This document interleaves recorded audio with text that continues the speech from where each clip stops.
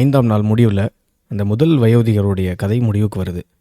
இப்போ 6வது நாள் தொடக்கமா 2வது முதியவர் அவருடைய கதைய சொல்ல ஆரம்பிக்கிறாரு. அதாவது தன்னோட இருக்கக்கூடிய அந்த 2 வேட்டை நாய்கள் யாரும் இல்ல, என்னோட தம்பிங்க தான். என்னோட தம்பிகள தான் நான் நாயா மாத்தி வச்சிருக்கிறேன் அப்படின்னு சொல்றாரு. அப்போ இதுக்கு பின்னாடி அந்த கதை வந்து சொல்ல ஆரம்பிக்கிறாரு. எங்க அப்பா இறந்து போகும்பொழுது எங்களுக்கு 3000 தினார்கள விட்டுட்டு போனாரு.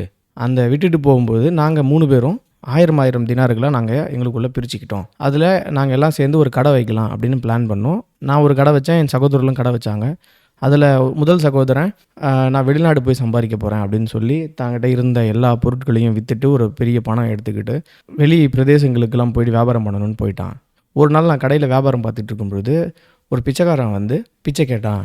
நான் வந்து குடுக்க மாட்டேன்னு சொல்லி அவன நிராகரிச்சுட்டேன். அவன் கண்ணுல கண்ணீர் தளும்ப தளும்ப என்ன யாருன்னு தெரியலையா அப்படின்னு கேட்குறான். கேட்டதும் அந்த சகோதரன் வந்து பார்க்குறான். பார்த்தோன்னே அது தன்னுடைய கூட பிறந்த சகோதரன் அப்படின்னு சொல்லி பார்த்தோன்னே அவனை கட்டி பிடிச்சி, ஏன் இந்த நிலைமைக்கு என்ன ஆச்சு உனக்கு? இந்த நிலைமை எப்படி வந்தது உனக்குன்னு அப்படின்னு கேட்குறாரு. கேட்கும்பொழுது நான் வந்து எல்லாத்தையும் வந்து இழந்துட்டேன். நான் வந்து எனக்கு எல்லாம் நஷ்டமாயிடுச்சு அப்படின்னு சொல்லி சொல்கிறான். சொன்னதும் உடனடியாக குளிக்கிற அறைக்கு கூட்டிகிட்டு போயிட்டு அவனை குளிக்க வச்சு அவங்ககிட்ட இருக்கக்கூடிய இருக்கிறதுலே நல்ல உடை ஒன்று கொடுத்து இது நாள் வரைக்கும் அந்த கடந்த வருடத்தில் வந்த லாபத்தில் எவ்வளோ இருக்குன்னு எடுத்து பார்க்குறாரு. பார்த்ததும் அதில் 1000 தினார்கள் லாபம் வந்திருக்கிறது நினச்சி இறைவனுக்கு நன்றி சொல்கிறார்.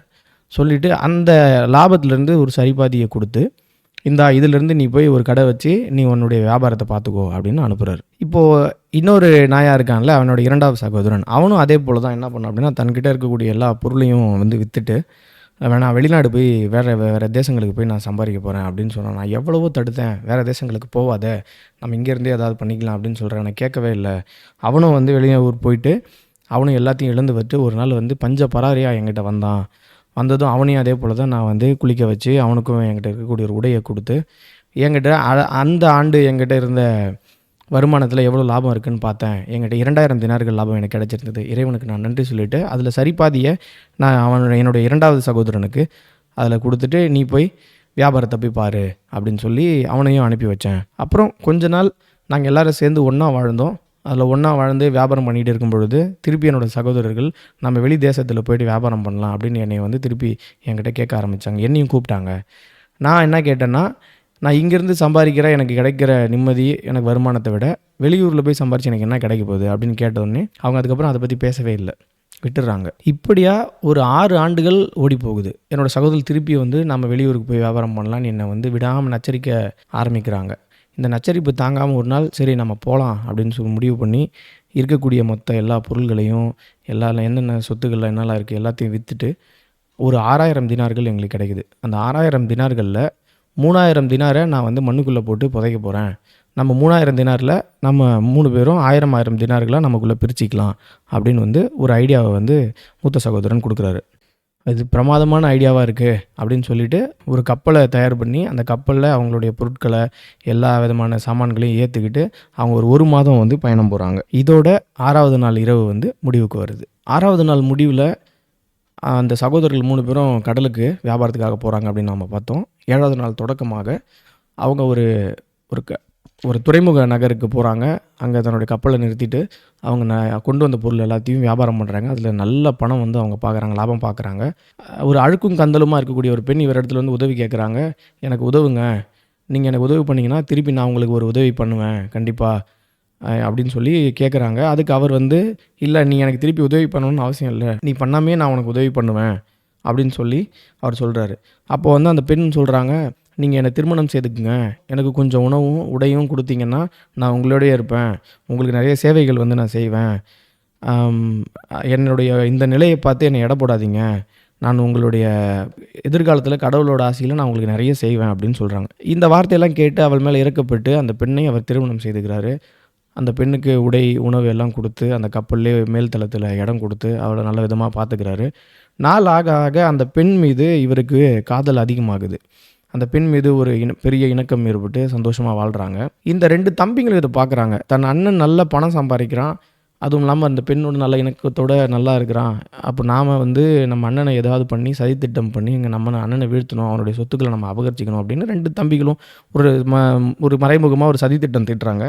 அதே போல் ஒரு நாள் இவங்க தூங்கிட்டு இருக்கும் பொழுது, கணவன் மனைவி 2 பேரும் தூங்கிட்டு இருக்கும் பொழுது, அவங்கள தூக்கி நடுக்கடலில் வீசிடுறாங்க. நடுக்கடலில் வீசிட்டாலும் இந்த முதல் சகோதரன் கண் விழிச்சு பார்க்கும் பொழுது தன்னுடைய மனைவி வந்து ஒரு பூதமாக மாறி இருக்கிறத பார்க்குறாரு. இந்த கடல் அலைகளிலே அப்படியே கொண்டு போயிட்டு ஒரு கடற்கரையில் கொண்டு போய் என்னை போய் சேர்க்குறா என்னுடைய மனைவி. அப்போ வந்து நான் உங்களை காப்பாற்றிட்டேன் அப்படின்னு சொல்லி அந்த மனைவி வந்து சொல்கிறாங்க. அந்த பூதமாக மாறியிருக்கக்கூடிய மனைவி, நான் உங்களை காப்பாற்றிட்டேன், நான் வந்து ஒரு கடவுள் மேலே நம்பிக்கை கொண்டிருக்கக்கூடிய ஒரு பூதம், கடற்கரையில் முதல் முறை உங்களை பார்க்கும் பொழுது நான் உங்கள் மேலே வந்து பெரும் காதல் எனக்கு வந்துருச்சு, அதனால தான் நான் என்னை மாற்றிக்கிட்டு நான் உங்ககிட்ட உதவி கேட்டு வந்தேன். நீங்களும் ஒரு நல்ல உள்ளம் படைத்தவர், நீங்கள் எதுவுமே மறுப்பு சொல்லாமல் என் மேலே அன்பு காட்டின ஒரு நல்ல மனிதர். ஆனால் உங்களுக்கு இப்படியான ஒரு மோசம் செய்த உங்கள் சகோதரர்களை நான் கொல்லாமல் விட மாட்டேன் அப்படின்னு சொல்லும்பொழுது, வேணாம், நீ என்னோட சகோதரில் கொள்கிற திட்டத்தை வந்து நான் சம்மதிக்க மாட்டேன். அவன் வந்து அவங்கள போல் நானும் மோசமாக வாழறதுக்கு நான் விரும்பலை. நம்ம வந்து மன்னிக்கக்கூடிய மனிதர்களாக இருக்கிறது தான் எனக்கு பிடிச்சிருக்கு. என்ன இருந்தாலும் என்னோட உடன் பிறந்தவர்களாக வேணாம், விட்டுடலாம் அப்படின்னு சொல்லி அவர் சொல்கிறாரு. அவர் ரொம்ப கோவப்படுறார். அற்புதமாக இருக்கிறவங்க ரொம்ப கோவப்படுறாங்க. இப்போவே இங்கேருந்து கிளம்பி அந்த கப்பலை மூழ்கடிக்காமல் விட மாட்டேன், அவங்க நடுக்கடலில் விழுந்து சாவட்டும் அப்படின்னு சொல்கிறாங்க அந்த பூதம். அதுக்கு அவர் திருப்பி, வேணாம், அப்படி செய்ய வேணாம், நமக்கு கஷ்டம் தரவங்ககிட்ட நம்ம அன்பு காட்டலாம், அவங்கள போல நாமளும் இருக்கிற வேணாம் அப்படின்னு சொல்லி அவர் அட்வைஸ் பண்ணுறாரு. இப்படியே அவர்கிட்ட தன்மையாக பேசி தன்னுடைய சொந்தமான இருந்த அந்த வீட்டுக்கே அந்த பூதம் அவர் கொண்டு வந்து விட்டுருது. அவர் அந்த பயணம் போகிறதுக்கு முன்னாடி ஒரு 3000 தினார் மண்ணில் புதைச்சி வச்சுட்டு வந்தார்ல, அதை எடுத்து திருப்பி அவர் தன்னுடைய பழைய வியாபாரத்தை வந்து பண்ண ஆரம்பிக்கிறாரு. இப்படி கடையை ஒரு நாள் மூடிட்டு வீட்டுக்கு வரும்பொழுது தன்னுடைய வீட்டு வாசலில் 2 நாய்கள் வந்து கட்டப்பட்டிருக்கிறத அவர் பார்க்குறாரு. இவரை பார்த்ததுமே அந்த 2 நாய்களும் இவர்கிட்ட வந்து உரசி ரொம்ப ஒரு மாதிரி அழுகுற மாதிரியான ஒரு செயல்கள் எல்லாம் செய்கிறத பார்க்குறாரு. இப்போது ஒரு அசரீரியாக ஒரு குரல் வருது. தன்னுடைய மனைவி வராங்க. வந்து இவங்க வந்து இங்கே 2 பேரும் யாரும் இல்லை, உங்களுடைய சகோதரர்கள் தான். என்னோட சகோதரி கிட்ட சொல்லி சூனியம் பண்ணி இவங்களை வந்து நாயா நான் வந்து மாற்றிட்டேன். இவங்க 10 வருஷம் நாய் உருவத்தில் இருப்பாங்க, அப்புறமா இவங்க விடுதலை அடைஞ்சு மனித உருவத்துக்கு மாறுவாங்க. 10 வருஷம் கழிச்சு என்னை எங்கே வந்து பார்க்கலாங்கிற முகர்வே நான் உங்களுக்கு அப்போ சொல்லுவேன் அப்படின்னு சொல்லிட்டு மறைஞ்சிடுறாங்க. இப்போ அந்த 10 வருஷம் முடிய போகுது. அதனால் என்னுடைய மனைவியை பார்த்து என்னுடைய சகோதரர்களை பழைய நிலைமைக்கு மாற்றணும், விடுதலையை அவங்களுக்கு கொடுக்கணும் அப்படிங்கிறதுக்காக நான் போயிட்டுருக்கேன். அப்போ போகும்பொழுது தான் இந்த மான் வச்சிருக்கக்கூடிய நபரை வந்து நான் பார்த்தேன். அவர் இந்த விஷயங்களெல்லாம் சொன்னார். சொன்னதும் நான் இதுக்கு என்ன நடக்குது அப்படிங்கிறத நான் இங்கேருந்து பார்க்கணும் அப்படிங்கிறதுக்காக தான் நான் இங்கே இருந்தேன். ஸோ இப்போ அந்த முதல் வயோதிகர் சொன்ன கதையை விட இது ரொம்ப இன்ட்ரெஸ்டிங்காக இருந்தது தானே அப்படின்னு சொல்லும் பொழுது அந்த பூதம் வந்து, ஆமாம், இதுவும் ஒரு வினோதமான கதையாக தான் இருக்குது, அப்போ நான் வந்து இவனோட ரத்தத்தில் ஒரு பகுதியை நான் வந்து உனக்கு கொடுத்துட்றேன் அப்படின்னு சொல்லி அந்த பூதம் அவருக்கு கொடுத்துருது. இப்போது இதெல்லாம் கேட்டுட்டு இருக்கக்கூடிய அந்த கோவேறு கழுதையோடு வந்த ஒரு நபர் இருக்கிறார்ல, 3வது வயோதிகர் முதியவர், அவர் வந்து இந்த 2 பேர் சொன்ன கதையை விட என்னோட கதை சுவாரஸ்யமாக இருந்தால், உனக்கு அந்த மாதிரி உனக்கு பட்டா, அந்த மனிதனோடத்தில் உனக்கு இருக்கக்கூடிய பங்கு, ரத்தத்தில் இருக்கக்கூடிய பங்கு எனக்கு நீ கொடுத்துட்றியா, நான் கதை சொல்லட்டுமா அப்படின்னு கேட்குறாரு. இப்படி 7வது நாள் முடிவுக்கு வருது. 8வது நாள்லேருந்து அந்த 3வது வயோதிகருடைய கதை வந்து தொடங்கும்.